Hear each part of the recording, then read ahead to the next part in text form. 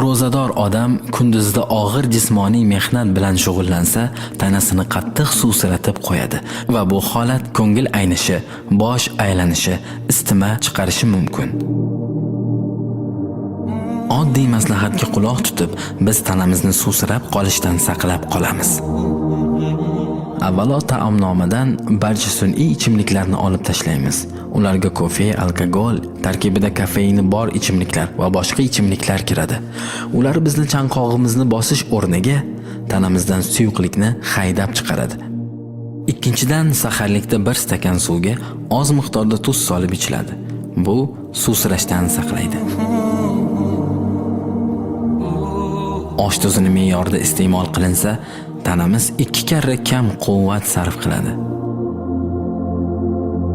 Tanamizning suyuqlik talab qilish miqdori harakat va yoshga qarab bo'ladi. Harakatchan odamlarning tanasi har kuni 2-3 litr suyuqlikka muhtoj bo'ladi. Chanqoqni eng yaxshisi suv, ko'k choy yoki giyohli choylar bilan qondirgan yaxshi.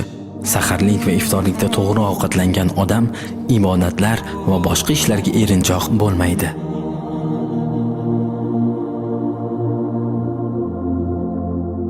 Saharlik. Saharlikda qovurilgan, yog'li, achchiq, tuzi ko'p, quruq va o'ta shirin bo'lgan taomlarni iste'mol qilmaslik kerak. Bu taomlar qiyin hazm bo'ladi va chanqatadi.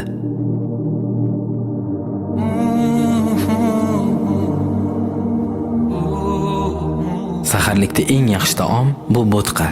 Uning tarkibida foydali to'qimalar bo'lib, kun bo'yi bizga quvvat berib turadi. Shuningdek, saharlikda qaynatilgan sabzavotlar, karam, qizil lavlagi, kartoshka, sabzi, qovoqlar iste'mol qilinsa juda yaxshi bo'ladi.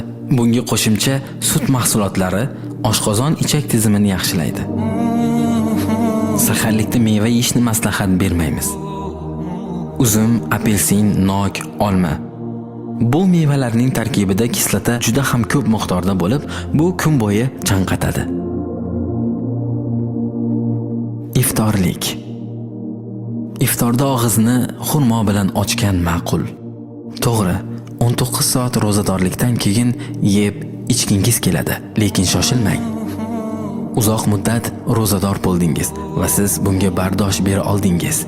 Demak, siz uchun 5-10 daqiqa kutishlik qiyinchilik tug'dirmaydi. Og'zingizni 2-3 dona xurmo bilan oching. Xurmoda katta miqdorda fruktoza bor. Xurmo bilan og'iz ochdingiz va suv ichdingiz. Endi 5-10 daqiqa kuting. Bu vaqt oralig'ida xurmo tanangizga hazm bo'ladi.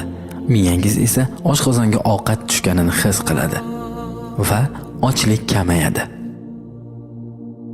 Payg'ambarimiz sollallohu alayhi va sallam ham og'izlarini xurmo bilan ochganlar.